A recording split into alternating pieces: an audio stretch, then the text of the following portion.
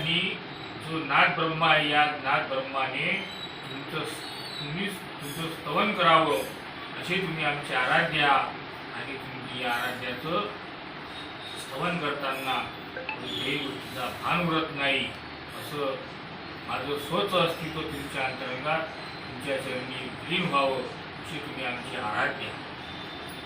हे परमस्वरूप आदिबीज प्रकृतीचे नियामक बुध तुझा तो मानस सहज निसर्गी क्रीडा करी. हे आदिबीज या प्रकृतीचं जे मूळचं बीज आहे असे तुम्ही परमस्वरूप आहात आणि प्रकृतीचा जो नियम आहे या नियमाची तुम्ही मानस आहात असे असणारे तुम्ही या निसर्गामध्ये क्रीडा करणारी जी ब्रह्मांडी शक्ती आहे ही ब्रह्मांड शक्ती साक्षात तुम्हीच आहात असे माझे सद्गुरू संपन्नाथा मला वर्णन करतो. तूच वांग देवता परावाणी तूच परा साहित्याची जननी उचित जे जे या लिखनी लिहून घ्यावे गुरुनाथा.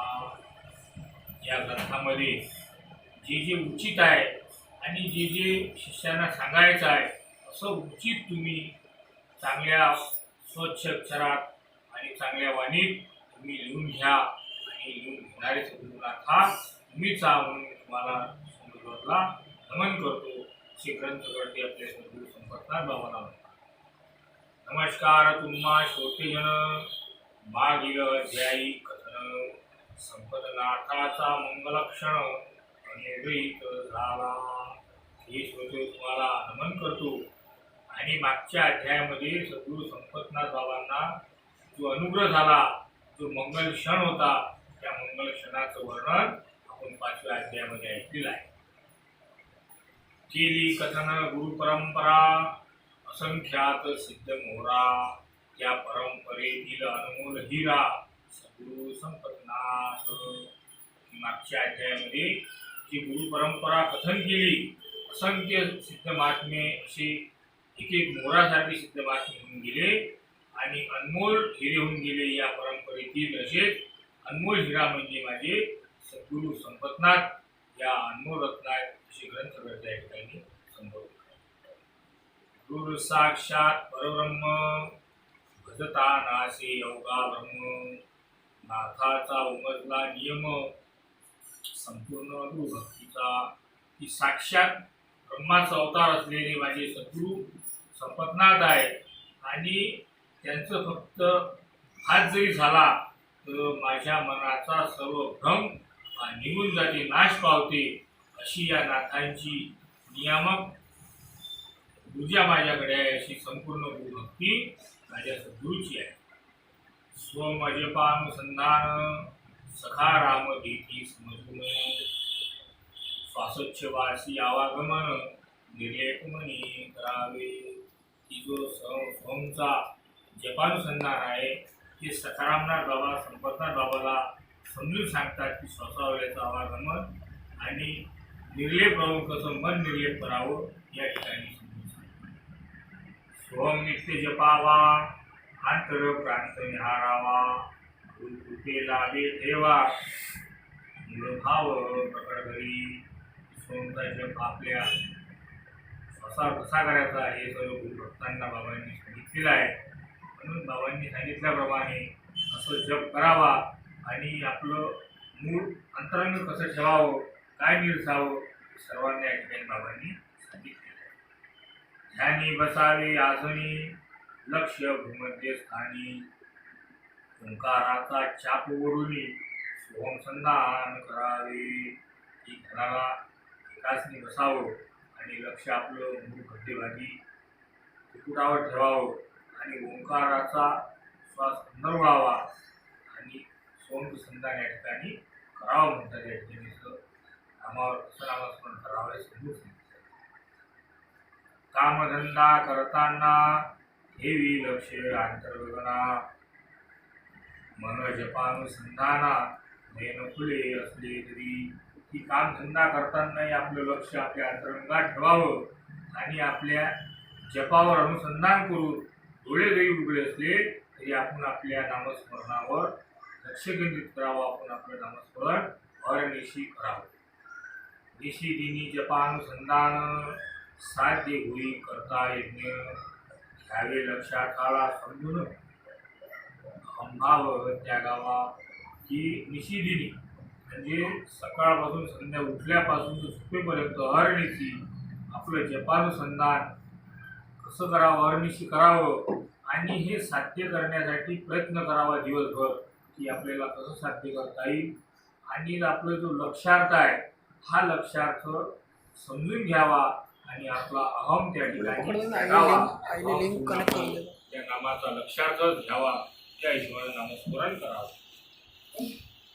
जे जे होई ते निरखावे त्या माझी साक्षी असावे नित्य सूर जागृत असावे दिगमनाच्या वेगळे की दिवसभर आपण नामस्मरण करताना जे जे होईल ते निरसन करावं आणि त्या ठिकाणी आपण साक्षी रूपानं पाहावं.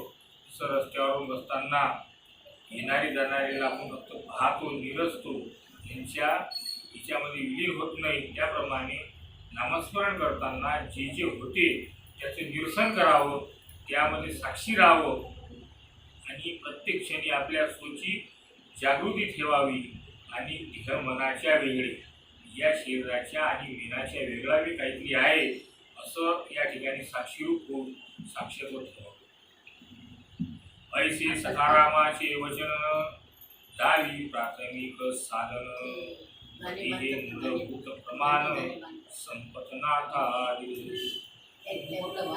असे सकाराम बाबाचे वचन आहे की जी प्राथमिकता जी साधना आहे ही प्राथमिकता साधना अशा प्रकारे आहे आणि याचं जे मूलभूत आहे मूलभूत प्रमाण जे आहे हे सर्व या ठिकाणी संपतनाथ बाबाला सकारामनाथ बाबांनी वचन समजून सांगत केले.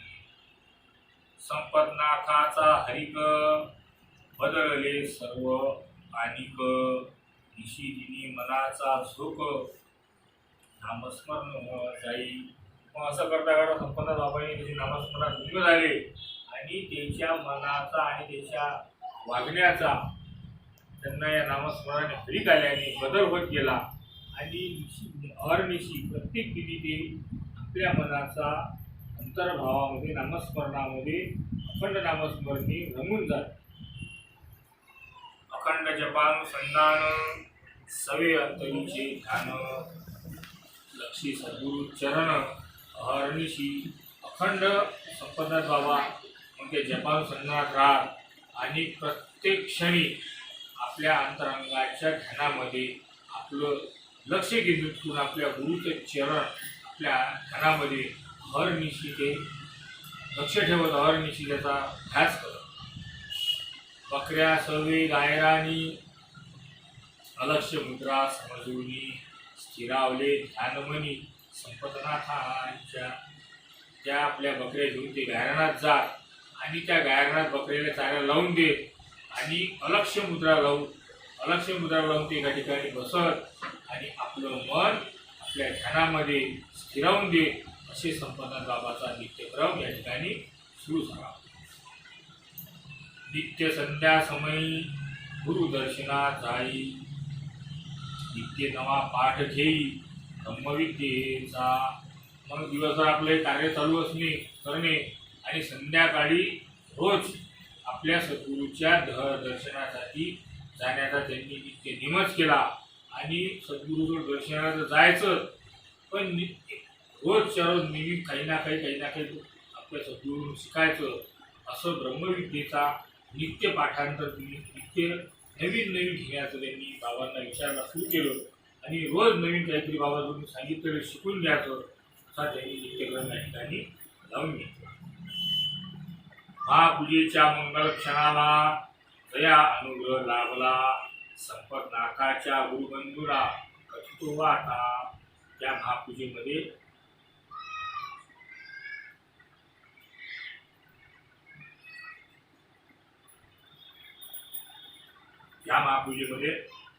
संपतनाथ बाबाचा अनुग्रह झालं. त्याच महापूजेमध्ये बाबासोबत जे गुरुबंधू होते गुरु भगिनी होता त्या कोण होत्या कोणाकोणाला लाभ या पूजेचा त्यांच्यासोबत पूजेचा मंगल लाभ लागला. त्या क्षणाला सकारात्मक बाबांनी कोणाकोणाला अनुग्रह दिलं आणि आणि संपन्नाथ बाबाची गुरुगिरी करून दिल्या ते आता पुढे सांगतो. रामा पाटील हिरामन, जगदेव पाटील नारायण, भाविक भिका मुसलमान, जुळ्या बेलदार इतके. हिरामन पाटील, रामा पाटील हिरामन, जगदेव पाटील नारायण आणि सगळ्यात भाऊक म्हणजे हा मुसलमान बी होता आणि एक जुळ्या बेलदार पण होता. याच्या आकर्षणेला बाबांनी बाबांसोबत निवडलं. कलावताबाई, अनुसयाबाई या अनुज गुरुबहिणी सर्व सत्संगात येई ज्ञानचर्चा करावया. कलावतीबाई होती, अनुसयाबाई होती, या सर्व गुरुबहिणी बाबांच्या सत्संगामध्ये नित्य येत आणि ज्ञानचर्चा पण बाबासोबत होऊ लागली. एक गुरुबंधू भट्टू पाटील, जणू अकबरी मोरला लाल, सर्व गुरुबंधूंचा माहोल प्रेम सांभाळी. भट्टू पाटील हे असे अकबरीचे मोरा होते.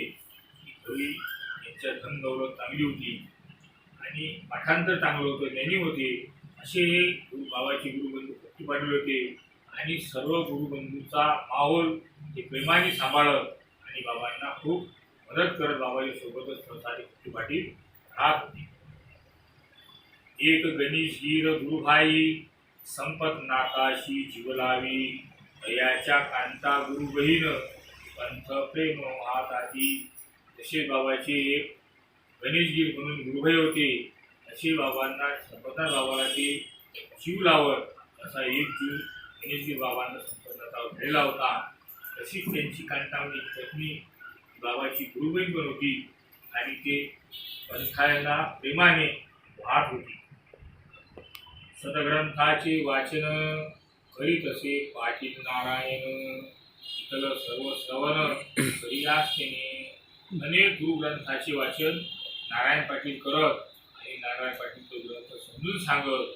बाकीचे इतर गुरुबंधू बाबाराम बाबाची शिष्य मंडळी जी होती ते आनंदाने व आस्थेने हे ग्रंथाचं श्रवण करत. ग्रंथातील खाना खुना पुनवी गुरुवचना, सत्संगातील मुद्द्यांना पोषक होती. त्या ग्रंथातील ज्या खानाखुना असतात, ग्रंथातील सद्गुरूच्या ज्या गोष्टी असतात त्या गोष्टी साधारण माणसाला समजत नाही. ते गुरुबंधू असतील, जे गुरु घरातले असतील, ते त्यांनाच त्या खानाखुना काहीतरी समजतात. हा रस्ता कसा आहे, आपलं नामस्मरण जे आपण करून राहिलो, या खानाखुन्यामुळे सत्संगाच्या मुद्द्यामुळे आपल्या नामस्मरणामध्ये आपण खऱ्या नामस्मरणावर सुरू की नाही याचं माणसाला अनुभूती येईल आणि त्याचं निरसन होईल की आपण जे नामस्मरण करून राहिलो, नामस्मरणामध्ये आपल्याला अडचणी येऊन राहिल्या त्या या ग्रंथातील खानाखुणामुळे त्या निरसन होतं. केले ग्रंथाचे वाचन आस्थेनं करी नारायण, करी संपतनाथ निरूपण, ज्ञानंग सांभाळी.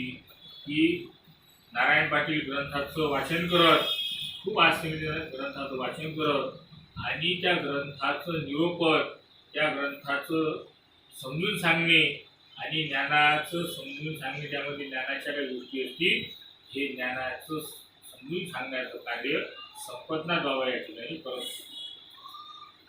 सर्व जाती संध्या समयाला गुरुदर्शना वांगेश्वराला, मन करुणी सद्गुरूला नम्र भावे प्रतिष्ठिती. संध्याकाळी माझा सर्व गुरुबंधूंनी संध्याकाळच्या समयाला वांगेश्वराला जाऊन आपलं सद्गुरूचं दर्शन घे आणि त्या ठिकाणी सद्गुरूला नमन करत आणि आपल्या प्रतिष्ठी भावनेप्रमाणे तिथं सद्गुरूला शरण जा आणि सद्गुरूकडून काहीतरी नवीन शिकण्याचं नित्यने या ठिकाणी बाबा व बाबाची इतर गुरुबंधूंनी सुरू केलं. सद्गुरू सकाराम चंद्रिक स्वरूपी राहे मस्त, लीला करी प्रदीप्त सुरका घेई चेतीचा. सद्गुरू सकाराम महाराज ते आपल्या धनाच्या केंद्रित राहत आणि आपल्या मूळ स्वरूपात ते मस्त राहत. त्या ठिकाणी धनी लावून दे, त्या धनीच्या ओझावर चांगलं ध्यानाच्या अवस्थेने राहत आणि एखाद्या वेळेस चित्तीचा सुका संपतनाथ बाबाची लग घेतो. शंका विचारती सद्गुरूला आणिक साधनेच्या अंगाला, संत वाक्यातील मर्माला समजून घेती. आणि संपतनाथ बाबाला सखारामनाथ बाबाची गुरुबंधू होत्या. ह्या आपल्या अंतरंगात अनुस्मरण करताना आपल्याला आलेल्या शंका, आलेले विचार, आलेले अनेक प्रकारचे प्रश्न बाबाला सांगत आणि बाबाजवळ त्याचा उपर करून घे. आणि त्या संता त्याच्यामध्ये असलेलं मर्म हे एक बाबाकडून समजून घे की, आणि बाबा त्या ठिकाणी सर्वांना समजीन अशा हिशोबानं सर्वांना सांगत. गुरुबंधूचा असा मेळा एकमेका लागेला, संत प्रेमाचा कळवळा उभारून घे. असा गुरुबंधूचा मेळा त्या ठिकाणी लागलेला होता. आणि सर्व गुरुबंधू बहिणी एकामेकावर खूप खूप अतिप्रेम करत असं ग्रंथ प्रेमाचा कळवळा त्या ठिकाणी उभ्यास आला, उभारून आला होता. एक दिवशी सर्वजण करावया एक तारी भजन, सामुग्रीची चर्चा पूर्ण सज्ज झाले. मग एक दिवस सर्वजण आता एक तारीचं भजन केलं पाहिजे, आपल्या संप्रदायामध्ये एक तारीचं भजन आहे म्हणून बा भजनाबद्दल सर्वांनी संगमत सुरू केलं. आणि मग या भजनाला लागलेली सामुग्री जी आहे त्या सामुग्रीबाबत चर्चा करून या ठिकाणी चर्चा करून घेतली. भोपळा चापटा गोलदार, दोन फुट्या आणि तार, खिळा घोडी केले तयार, आणले घोरपरचे कातळे. आता तो एक ताऱ्या बनवायले त्यावेळेस तो कारागीर म्हणते काही म्हणजे गावात बनवावं लागेल. मग भोपळा हा गोल चपटादार आणायचा, दोन फुट्या त्या लागणारा तार, एक खिळा त्या घोरपरच्या कातळ्याला लागणारा घोडी, असे सर्व साहित्य आणि घोरपरचं कातळ तयार करून घेऊन आले. सद्गुरू करी निरीक्षण, उल्हासी झाले मन, भजनाने अंतर्मन, ज्ञाना माझी गती घेई. ते पाहून सद्गुरू निरीक्षण करून राहिले. त्यांना समजले की आता एक ताऱ्याचं सामान आणलं, पण त्याचं मन उल्हास होऊन गेलं, मन प्रसन्न झालं. आणि भजनाच्या अंतरंगामध्ये ज्ञानाची या ठिकाणी ज्ञानाची चर्चा होईल आणि अनेक प्रकारची भजनं होती, असं त्यांनी सखाराम बाबांनी निरीक्षण केलं. सद्गुरू सखाराम पूर्वी करती एक तारी भजन, चाल ठेका याचे ज्ञान, जाणती पूर्ण फळा. सखारामनाथ बाबा संपतनाथाचे सद्गुरू कर्णगावावर असताना पूर्वी ते एक तारीवर भजन करत. आणि एक तारी भजन त्यांच्या खूप पाठही होते. आणि कोणत्या भजनाची चाल कशी आहे, कसा ठेका आहे, त्याचं ज्ञान सद्गुरू सखारामनाथ बाबाला होतं आणि त्याची पूर्ण फळा ते जाणत होते.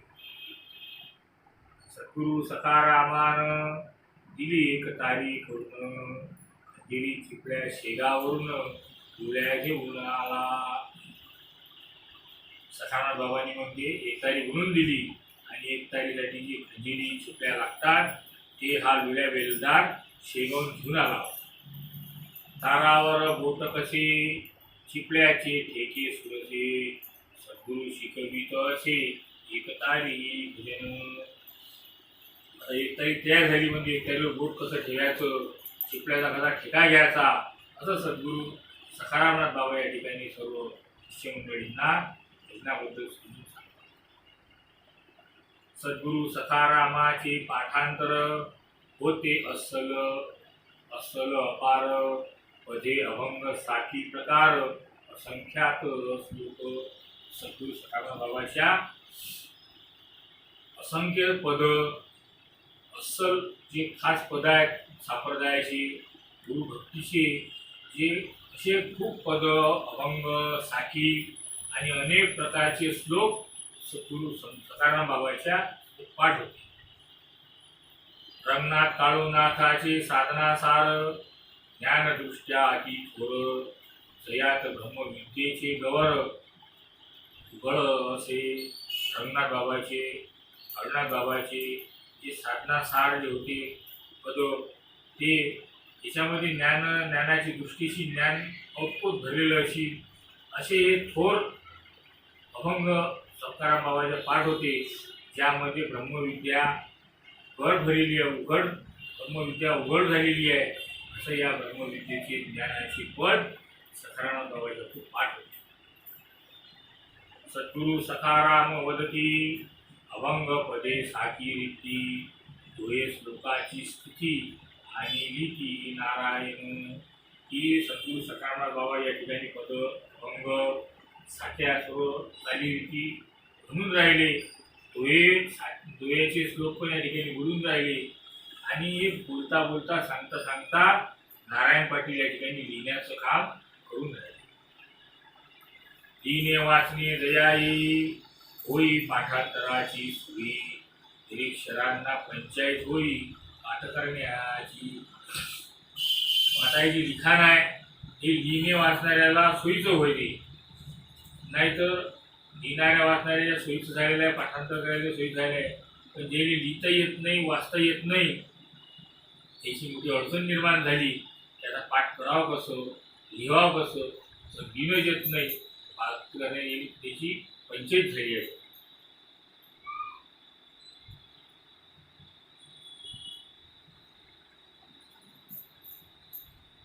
कोणी मुखाने वदावे निरीक्षराने ऐकावे सगळे तेवढे स्मृतीत भरावे ही मोठी अडचण.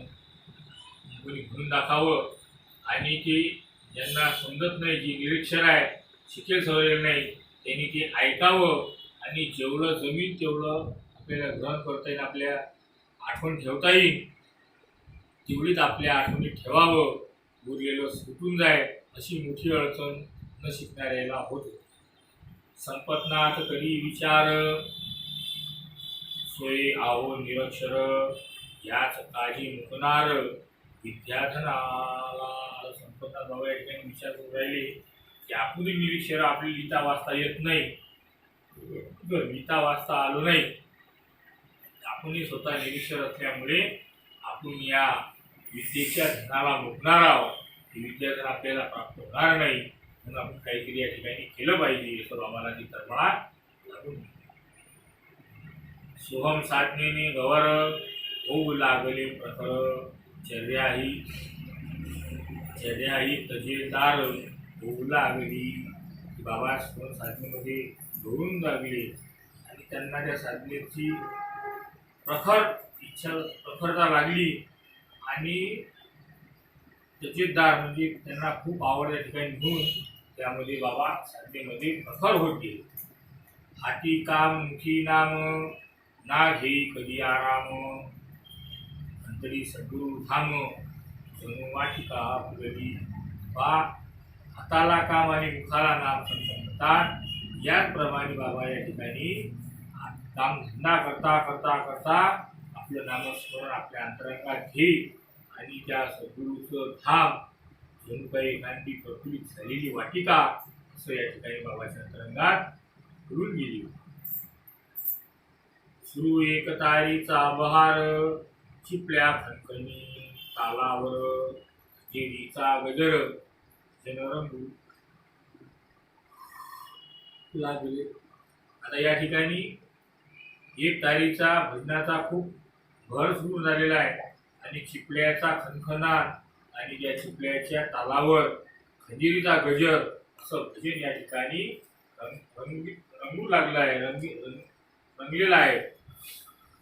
प्रपंच बहुतेक ओसरला चित्ती सोहम रंगू लागला आणि गुरु सेवेला वेळही अधिक देई. त्याचा ज्याचं परमार्थ समृद्धीत होते त्याचा प्रपंच कमजोर होते आणि या ठिकाणी संपन्न बाबा बसून राहिलेला प्रपंचातून लक्ष निघून राहिलं आणि परमार्थाकडे त्यांचं लक्ष केंद्रित होऊन राहिलं.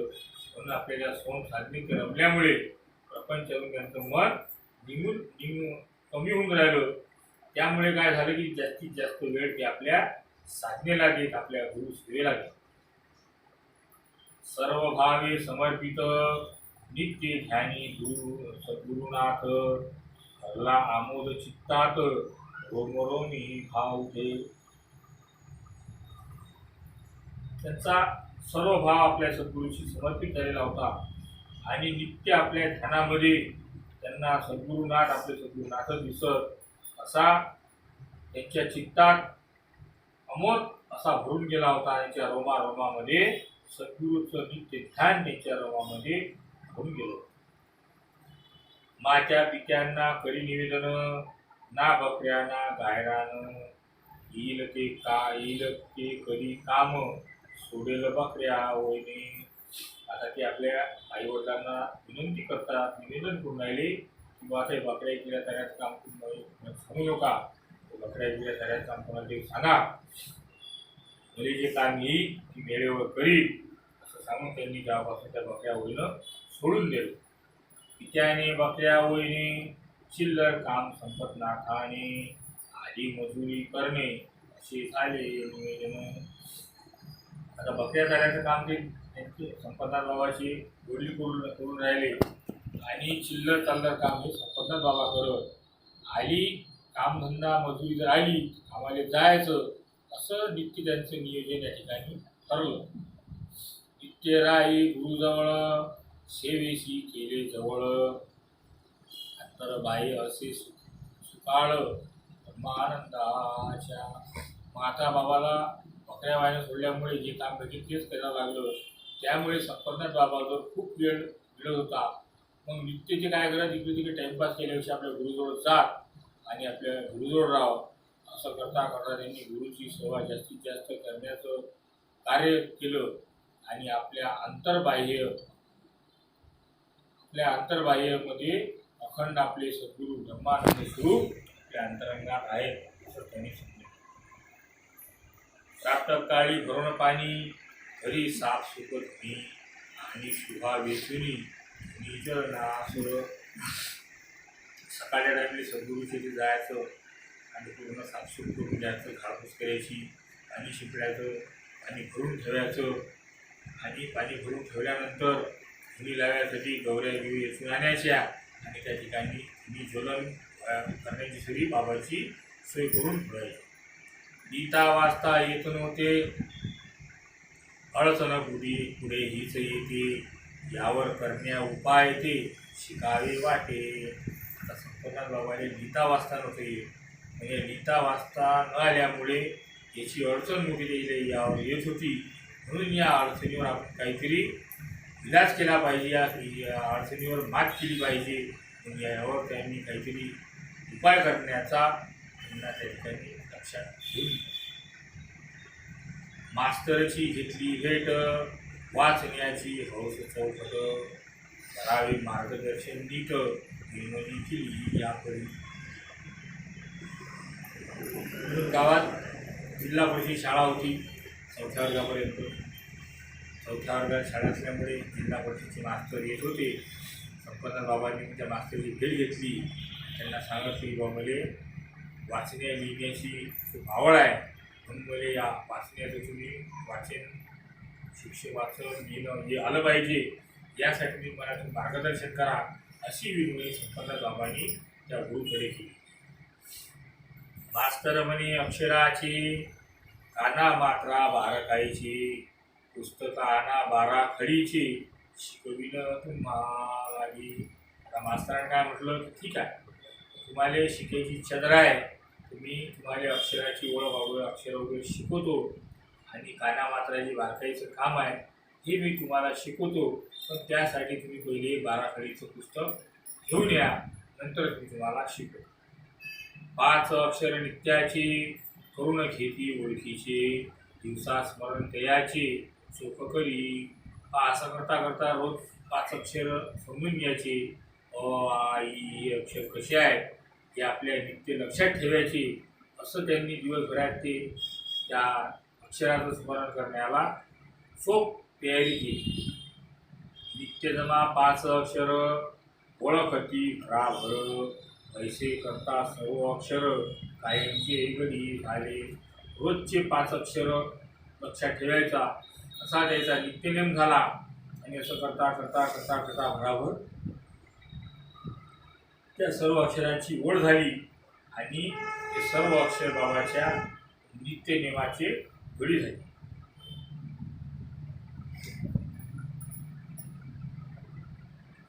मग विकार लागला अक्षराशी, फरक पडे उच्चाराशी, एक एक गंमत खाशी मास्तर देई समजून.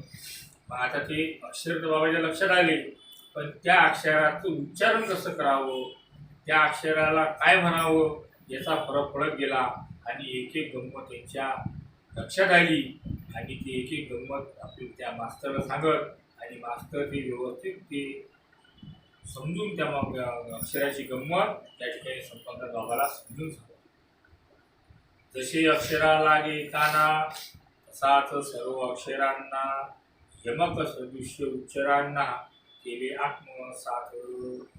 जसा अक्षराले काना लागला क का होते, क खा होते, तसंच त्या प्रत्येक अक्षराला काना लावल्यानंतर त्याचं यमक आणि त्याचं उच्चारण कसं होईल हे बाबांनी आपली त्या मास्तरवर शिकून आत्मसात करून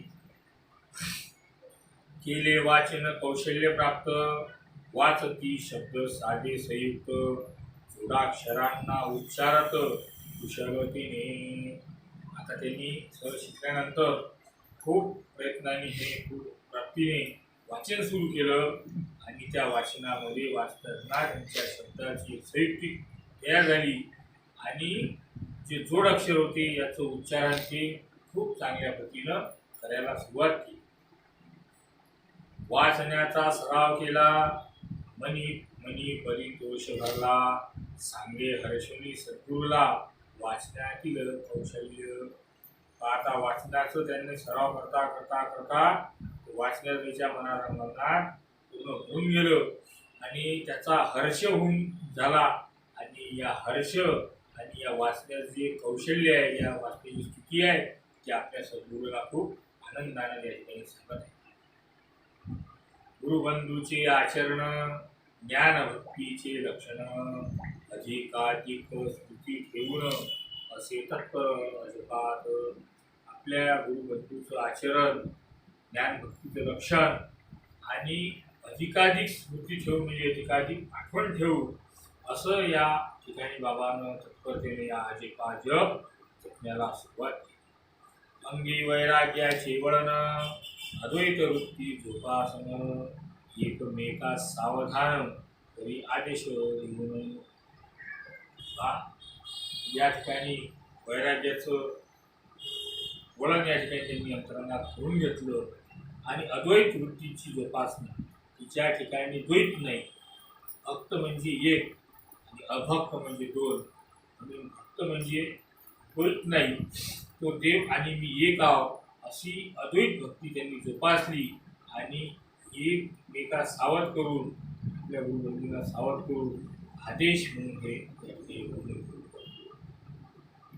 गुरुवाक्याची आठवण जे निजबोधाची साठवण यासाठी उचित प्रयत्न साधनारत सती. सद्गुरूने दिलेलं जे गुरुवाक्य आहे त्या गुरुवाक्याचा जो निजबोध आहे हा अनित्य अखंड त्यांनी आपल्या अंतराला साठवून घेतला आणि त्याचा उचित प्रयत्न करत करत आपल्या साधनेमध्ये तल्लीन राहतो. रात्री एक तारीचे भजन यात विविधता प्रसन्न सयात जपले ब्रह्मज्ञान रात्री असे एक दे. एक तारीच्या भजनावर कोणते भजन गायला जातात ज्याच्यामध्ये ब्रह्मज्ञान ओतपोत भरून लपलेलं आहे. ज्या भजनामुळे साधकाला आपली पुढची दिशा समजते, आपल्या साधनेमध्ये काही अडचण आली का असं ज्या भजनामध्ये ज्ञान भरलेलं आहे, ज्या भजनामुळे संतांनी संपूर्ण ज्ञान आणि संपूर्ण हे शब्दाचे वर्णन करून भरलं अशी ज्या ठिकाणी भजनाचं एक तारी भजन संपन्नाथ बाबा.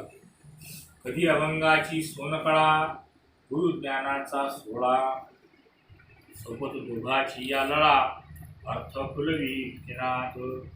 त्या ठिकाणी भजनाचा असा एका जसा सोनकळा लावून दिली आणि गुह्य ज्ञानाचा सोहळा त्या ठिकाणी भजनाचा ज्ञानाचा आणि गुह्य ज्ञानाचा सोहळा या दोघांची लढा या ठिकाणी भजनामधून फिरवत होती. भजनात विविध भावछटा देश पर कधी विहराचा वाटा मना सागरी गुरु भक्तीच्या लाटा ही पुर ज्ञानगंगे. मग भजनामध्ये अनेक प्रकारचे उपदेश, अनेक प्रकारचे छटा, अनेक प्रकारचे प्रबोधन, एका वाक्यातले संतांचे खाना, असे या ठिकाणी उपदेश सुरू झाला. आणि या उपदेशाचा जो वाटा आहे हा प्रत्येकाला वाटून देण्यासारखं प्रत्येक जण या अभंगामध्ये या भजनात एकरूप झालेलं होतं. आणि मनासारखी गुरुभक्तीच्या लाट जसं आपल्या अंतरंगात वाटेल अशी गुरुभक्तीच्या लाटा आपल्या अंतरंगात कोसळल्या पाहिजे, अशी ही ज्ञानगंगा संपतनाथ बाबाच्या अंतरंगात फुलून आली होती. एक एक पदाचे महिमान घेई प्रतिपाद्य जिरून, त्यासाठी गेला सांगून किंवा ग्रंथ. किंवा एक एक पदाचं महिमान आपल्या सद्गुरूकडून समजून घे.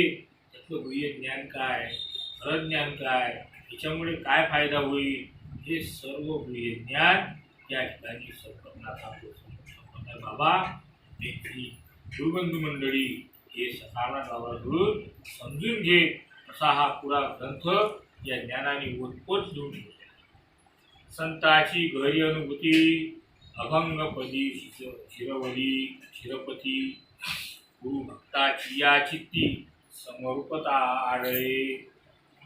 की संतांची जी गहरी अनुभूती आहे, जे घर ज्ञान संताला आहे, त्या संतांनी अभंगामध्ये त्याचं विश्लेषण करून ठेवलं. असा गुरुभक्तीचा महिमा या ठिकाणी समरूपता एक रूपाने आढळून आलेला आहे. गुरुबंधूंना बोलावून करू म्हणे ग्रंथ वाचन, ग्रंथातील गुह्य विवरण संपतनाथ सांगती.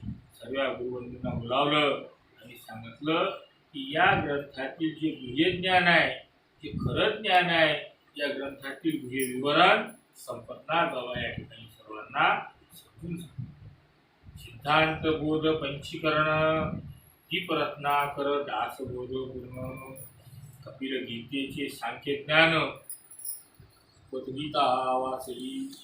ही सिद्ध महात्माचं जे पंचीकरण पुस्तक येते, सिद्धांत बोध वाचला, सिद्धांत बोध ग्रंथ, पंचीकरण, दीपरत्नाकर, दासबोध, हे जे ग्रंथ यामध्ये दिलेले आहेत, हे ग्रंथ आपल्याला मार्गदर्शन करणारे आहेत, मार्गावर आपण सुरुवातीने याची गती देणारे आहेत. अशी भगवद्गीता वगैरे अनेक प्रकारचे ग्रंथ या ठिकाणी संपतनाथ बाबांनी वाचून सर्वांना समजून सांगितले. हरिपाठातील मर्मस्थान मंथने काढले निवडून, कल्पना रहित कराया मन नाना ग्रंथ अभ्यासले. जसं हरिपाठामध्ये म्हणलेलं आहे, मंथुनी नवनीता तैसे घ्यान, त्याचप्रमाणे हरिपाठामध्ये जे मर्मस्थान म्हटलेलं आहे ते मंथन काढून ते निवडून काढा. हे कल्पना रहित कराया मन नाना ग्रंथ. हे मनाच्या कल्पनेचा बोध आहे. हा बोध समजून घेण्याकरता अनेक ग्रंथ वाचले, अनेक ग्रंथाचे पुरावे दिले, अनेक ग्रंथ लोकांना समजून सांगितले, पण ते काही लोक अजून समजले नाही. नाना ग्रंथ वाचून निघाले एक सार पूर्ण, गुरुवचन हे प्रमाण चित्तांतरी ठसवावे.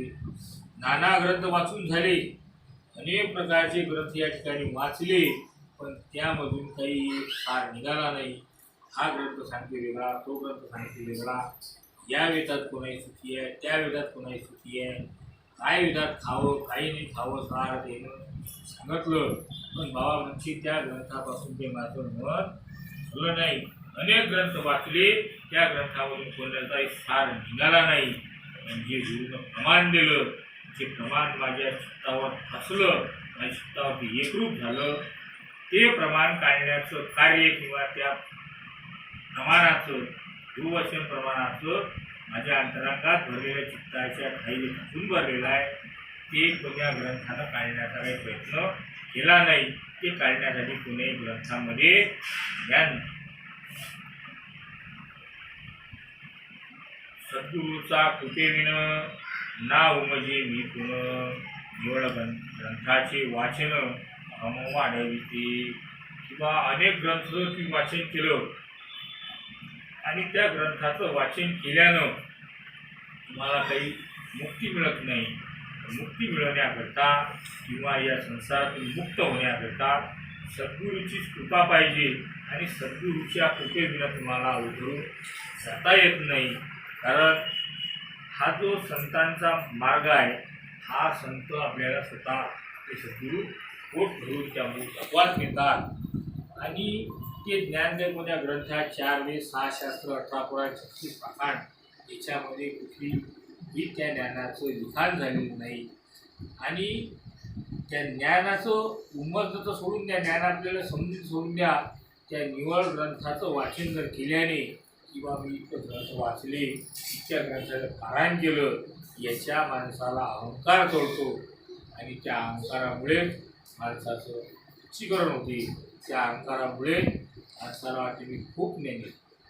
म्हणजे मुळात ज्ञान पाहिजे. ते ज्ञान सद्गुरूच्या कृपेशिवाय काही मिळत नाही. जे साखर साखर या ग्रंथात लिहिलं अशी ते साखर साखर म्हटल्यानं आपल्या जिभेवर काही चव येत नाही.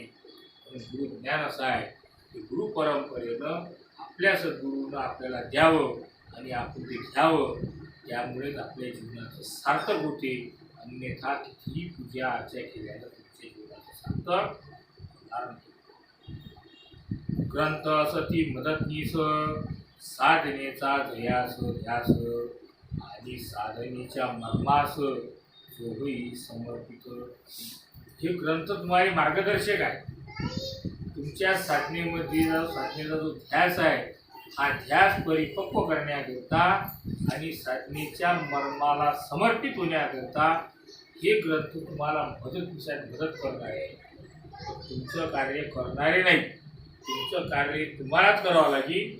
पण ते कार्य कसं चांगलं व्हावं आणि कसं साध्य व्हावं याचं मार्गदर्शन तुम्हाला हे ग्रंथ करते. स्वयंची याहो निजबोध सोडावे आधी द्वैतास साक्षी रूप सो जागृतीस ठेवा अनुसंधानी. आपला जो स्वतःचा स्वयंचा जो निजबोध आहे हा निजबोध पाहण्याकरता आपल्याला आधी सोडावा लागेल द्वैत. की तो परमात्मा आणि मी भक्त हे द्वैत झालं. पण तो परमात्मा आणि मी हे एकच आहे याच्या साक्षी रूपाची याचं साक्षीरूप तुम्हाला स्वच्या जागृतीचं अनुष्ठान केल्याशिवाय अनुसंधान केल्याशिवाय तुम्हाला ते समजून येणार. हा गुरुपदेशाचा सार वै अंताकोशी साकार स्मृती सागर दिव्य भाव उसळती. की हा गुरु उपदेशाचा सार आहे आणि आपल्या अंतरंगात हा साकार होण्याकरता सद्गुरूनं दिलेलं हे नाम आहे. सद्गुरूनं दिलेलं नामाचं स्मृती नामाचं सागर आहे. त्या नामाच्या सागराचं स्मृती म्हणजे आठवण ठेवू. त्या ठिकाणी दिव्य भावाची विचंबना दिव्य भाव त्या ठिकाणी प्रकट झालेला. भाव शून्य निजभाव ज्ञान सत्ता अनुभवा संपदनाथ सांगे गुरुभावा साधनार्थ असावे. आपलं जे अहम आहे हा अहम न्यूट्रल करून एक शून्याच्या ठाई त्याला जिरून निजभावाच्या ज्ञानसत्तेचा अनुभव या ठिकाणी या अहमला येणे खूप जरुरी आहे. आणि या अहमला या निजभावाचा म्हणजे मी कोण याची अनुभूती याची ज्ञानसत्ता ज्यावेळी गुरुभावाला येईल त्यावेळेस तो साधने परिपक्व होईल अशी बाबा या ठिकाणी गुरुबंधू समवेत असती जरी संपदनाथ सद्गुरूच्या सेवेत कोणी नसे काही. गुरुबंधूच्या सोबत बाबा जरी असतील तरी बाबा जास्तीत जास्त बाबावर लक्ष ठेवणे आणि सद्गुरूच्या सेवेत कोणत्याही प्रकारची उणी नाही राहिली पाहिजे. कोणती कमतरता नाही राहिली पाहिजे याची तत्परता सद्गुरू संपत्नाथ बाबा. सद्गुरूच्या सानिध्यात विमल ज्ञानाची बरसात अतिप्रिय गुर प्रमेयात साक्षीरूप राहती. की सद्गुरूच्या सानिध्यात राहून सद्गुरूच्या ज्ञानाची बरसात आपल्याला जास्तीत जास्त कशी होईल असं आपल्या सप्तेंद्रियाच्या गूढ प्रमेयात हे साक्षी रूप म्हणून या ठिकाणी सांगितलं बाबा. हा अंतर्मुख भाव जो शाश्वत रुची ओंकार रूपे स्पंद. अंतर्मुख भाव जो शाश्वत तोची ओंकार रूपे स्पंदत. चेतन सत्ता स्वम सतत स्मृती रूप जागृती. हे आपल्या अंतरंगात आपण असलं पाहिजे. आपल्या अंतरंगाचं जे ब्रह्माचं स्वरूप शाश्वत स्वरूप आहे, त्या शाश्वत स्वरूपाला ओंकाराचं स्पंदन म्हणतात. आणि तेच चैतन्य सत्ता सोमसत्ता आहे, जी अखंड स्मृतीमध्ये आपल्या सद्गुरूच्या कृपेने आपल्याला लाभ होतो. राणी मनी एकांत मनी संपतनाथ स्थिर शून्य एकाकार अद्वैत ध्यानी मुद्रा विसावली असे. की रानात मनात असो किंवा शांतात असो, संपतनाथ बाबा आपल्या अखंड सुषुम्ना या 3 प्रकारच्या नाड्या दिला पिंगळा आणि सुषुम्ना, यापैकी सुषुम्ना नाडीमध्ये आपलं एक रूप करून आपलं अद्वैत ध्यान त्या एक रूपतेमध्ये या आपल्या मुद्रेमध्ये विसावून जात. स्पंद स्पंद स्पंदती स्फुरण विश्वात्मक अनाथ धुन सखा रामाचे पावन चरण विश्वात्मक झाले. की जे आपल्या अंतरंगात ज्ञानाचं स्पंदन होऊन राहिलं, जे स्फुरण होऊन राहिलं, तेच या विश्वातील अनाथाची धून, अंतरंगातली धून आणि बाहेरची धून हे एकच आहे, असं सखाराम बाबाच्या पावन कृपेनं संपन्नाथ बाबाच्या लक्षात आलं. हे विश्वात्मक ज्ञान आणि अंतरंगातलं ज्ञान हे एकच आहे, असं त्यांच्या सहजासनी निजध्यास अद्वैत ज्ञानाची कास कल्पना रहित उद्घोष तुर्या माझी विसावला.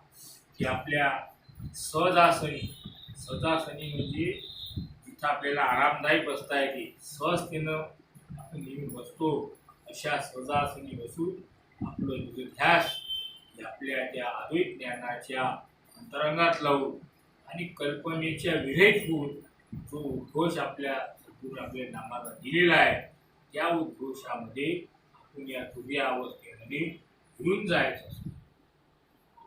पृथक अवस्थेचा व्यवहार साक्षीत्वाचा सागर निजात्मसत्तेचा आधार देवी सर्व अवस्थे हे लागी. आपल्या या व्यवहारामध्ये पृथक ज्ञान म्हणजे अवस्था आणि आपलं ध्यान हे वेगवेगळं कसं आहे, या ठिकाणी आता पृथक्करण बाबा पूर्ण करत. आणि या ठिकाणी आपल्या साक्षीत्वाचं जागृत, आपल्या निजात्मसत्तेचा आधार, या ठिकाणी या दोघांची ठेव, या ठिकाणी आपल्या अवस्थेचा भान ठेवत. सर्व अवस्थेत विद्यमान स्पंद रूप सत्ता चेतन चिदाकाशातील स्पंदन संपन्नाथी. आपल्या अंतरंगातील जी अवस्था आहे, या अवस्थेत जे विद्यमान स्वरूप आहे, जे स्पंदरूप चेतनेचं ही चित्तकाशातील स्पंदन आहे, ते सर्व संपन्नाथ बाबा या ठिकाणी जाणून घेतलेलं. अवस्थाची विविध संवेदना परिवर्तित रूपनाना निज स्वभावाचा स्वयंपणा शुभम अर्थ अनुभवती. आपल्या अवस्थाची संवेदना काय, आपल्या अंतरंगामध्ये काय अवस्था सुरू आहे, हे कसं परिवर्तित आपल्या रूप तयार होईल आणि आपल्या निज स्वभावाच्या स्वयंपणामध्ये निज स्वभावाच्या आपल्या अंतरंगाच्या स्वभावात आपण सोमाचं अर्थरूप कशी अनुभूती घेऊ, असं या ठिकाणी बाबाच्या अनुभूतीत आलं. अवस्थाचा अनुभवी ज्ञाता जी अपरिवर्तन मूलसत्ता त्या माझी केंद्रीभूत स्थिरता हे संबोध जागृत. ही आपल्या अनुभवाची जी अवस्था आहे, आपल्या ज्ञानाचं अपरिवर्तन मूळ सत्ता जी आहे, जिच्यामध्ये काही परिवर्तन होत नाही, अशी जी सत्ता आहे, त्या सत्तेच्या केंद्रभूत एका केंद्रावर स्थिर होऊन आपली जागृती सजो, आपली जागृती त्या ठिकाणी बाबा जागृत अवस्था आहे. चित्रा समान कल्पना विरती संबळ शून्यस्पन सदना नित्यत्व तुल धारणा संपन्नाथ शिकारी. असं चित्र आपण काढतो. या चित्रावरची जी कल्पना आहे, या कल्पनेच्या अंतरंगात बाबा नव्हते, बाबाची साधना कल्पना नव्हती, तर ती विरक्ती होती, समूळ शून्य साधना होती. नित्यत्व म्हणजे अखंड त्यामध्ये मूळ धारणा ही संपन्नाथ बाबाच्या अंतरंगानं स्वीकारली होती. चित्ता माझी उदय निविलीन घरी कार्य प्राण अपान त्या माझी अहिपाचे निरीक्षण संपन्नाथ साधकी.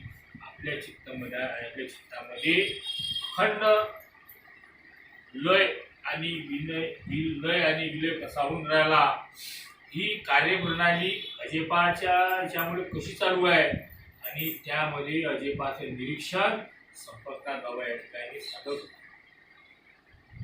त्यागली स्थूलाची धारणा स्पंदावस्था नित्य ध्याना रात्रंदिवस ऐशी क्रमणा संपन्नाथ घरी. त्यांनी ज्या स्थूल देह आहे, आपली या स्थूल देहाची जी धारणा आहे ती सोडून दिली. म्हणजे जे स्पंदन रूपी नित्य ध्यान आहे, रात्रंदिवस क्रमाने सुरू आहे, असं याचं संपन्नाथ बाबांनी मन दृढ केलेलं. सौदेहाची अभिमान न उरे पंचतन्मात्राचे त्राण वर्ण स्वर सर्वची शून्य स्वभावी आठवले. या शरीरात 14चं जे अभिमान आपल्याला येतो आणि उरलेले पंचतन्मात्राचं ताण वर्ण स्वर सर्व आपले शून्य आहे, आणि या शून्याच्या स्वभावाची आठवण आपण नेहमी ठेवली पाहिजे. हे जे शरीर आहे, हे जे बोलणं आहे, हे कालांतराने निघून जाईल, पण बोललेला शब्द जरा घाव म्हणतात, तो घाव कधी फुटल्या जाणार नाही. म्हणून या ठिकाणी म्हणतात बोलणं आणि वागणं हे तंतोतंत असले पाहिजे. म्हणून साधनेच्या माणसांनी बोलताना आणि वागताना आपण पुढं चुकत नाही, आपले चूक होत नाही याचं भान ठेवलं पाहिजे. मध्यदशेचा विकास पारब्रह्मी सदाशिव निवास ज्ञाता ज्ञेय एक रूपास ज्ञानवृत्ती सांभाळतो. की त्याच्या मध्यम ध्येयाची अशी अवस्था झाली की परब्रह्माचं निवास त्यांना असं अनुभूत आलं, आणि ज्ञाता ज्ञेय, ज्ञाता म्हणजे ज्याचं ज्ञेय करून राहिले आणि जो ज्ञेय करून राहिला, ज्ञाता ज्ञेय हे एक रूपास ज्ञानवृत्ती सांभाळून राहिली की एकरूप झालं, आणि या ज्ञानाच्या वृत्तीमध्ये ते एकरूप झाले. श्रोते व तुम्हा लागून जे केले अध्यायी कथन दिव्य अवस्थी रमण रमती संपतनाथ. श्रोते व तुम्हाला लागून एक कथन करतो, विनंती करतो की या अध्यायामध्ये जी दिव्य अवस्था, जी दिव्य रमणीय अवस्था संपतनाथ बाबाची होती, संपतनाथ बाबाच्या अंतर्गत रमण होती, तीच या ठिकाणी मी या अध्यायामध्ये लिहिली. सद्गुरू सोबतच एक क्षण पुढील अध्यायी कथन चंद्र चकोर परी संलग्न जे धुंद समर्पणी. सद्गुरू बाबाच्या सोबत जे सखारामनाथ बाबा, त्यासोबत संपतनाथ बाबा ज्या ज्या वेळी प्रत्येक ज्या क्षणाला सोबत होते, त्या क्षणाची आठवण या ठिकाणी करून देत, असं चंद्राच्या कोरासारखं संलग्न आणि धुंद म्हणजे चंद्रकोराच्या परी संलग्न जे धुंद समर्पित होते आपल्या अंतरंगात, अशी त्यांची ज्ञान सरिता या ग्रंथामध्ये सांगत. सागर सरिताचा लढीवाळपणा पुष्प परिमळ एकेपणा निर्झराचा स्वच्छंदकणा श्रोते अनुभवती. या ठिकाणी श्रोते काय काय अनुभव राहिले, अंतरंगामध्ये सागर आणि नदी यांचं कसं एकरूप होऊन राहिलं, कसा लढीवाळ मुला कशी एकरूप होऊन राहिले, पुष्प आणि त्या पुष्पातला परिमळ कसं ऐक्यपण साधून राहिलं, परा आणि प्रकृती कशी एक होऊन राहिली, कशी वेगळी होऊन राहिली, याचं निरसरण या स्वच्छंदपणा या ठिकाणी सद्गुरू संपतनाथ बाबा अनुभव राहिले. तुर्यातीत ती नजर अति ताला छेदणार महतशक्तीचा मापणार कंद, महतशक्तीला मापणार गुरु शिष्याचे हे नाते, की जे तुर्या अवस्थेमध्ये ज्या सद्गुरूची नजर जाते, शिष्य नजर जाते आणि त्या अतीताला छेदून तो महत शक्तीला मापणारा असून असं हे गुरु शिष्याचं नातं आहे. असं गुरु शिष्य हे एकरूप झालेले अवर्णीय आहे. पूर्णाने हेरले क्षण उच्च स्तरीय जीवन, प्रकटती मौन खुणेतून नाते आंतर संबंधाचे. हे गुरु शिष्याचं जे नातं आहे हे बाजूला असलेली पूर्णा नदीने हेरलं, पूर्णा नदीने समजलं की हे नातं, हे जीवन, हे उच्चस्तरीय उच्च अवस्थेतलं हे सद्गुरु शिष्याचं अंतरातील हे संबंध आहे. परम आनंदाचा कंद भ्रमराशी मकरंद, शिष्यत्वाचा कंद घेऊन येईल चांदणी. जसं जो परम आनंदाचा कंद आहे, त्या परमात्म्याचा जो कंद आहे, तो कंद म्हणजे भ्रमर जो भुंगा असतो, याला जे मकरंद मिळते, त्या मकरंदामध्ये भुंगा एक होतो. तसंच शिष्यत्वाचा जो छंद आहे, या शिष्यत्वाच्या छंदाचं साधन जे आहे हे या ठिकाणी सद्गुरूच्या चरणाप्रती घेऊन येतात. जाई फुलून अंतर्मन की आत्मविद्येचे उधान, ज्ञान सूर्याचे प्रकाश किरण ब्रह्मविहार करी. की ध्यान साधना करता करता आपलं मन, आपलं अंतरंग असं खुलून जाते आणि आपल्या आत्मविद्येच्या आपल्या अंतरंगामध्ये आपलं ज्ञानाचं, त्या ज्ञान सूर्याच्या किरणेने ब्रह्मविहार म्हणजे असा ब्रह्मविहाराचा बगीचा ज्ञानारूपाचा खुलून जातो. अशी ध्यान साधनेची क्रिया या ठिकाणी बाबांनी 6व्या अध्यायामध्ये समजून सांगितलेली आहे. इथे श्रीलीलामृत सद्गुरु इच्छेने गती घेत 6वा अध्याय संपला येत. वंदित गुरु राज श्री सद्गुरु संपतनाथा शुभम.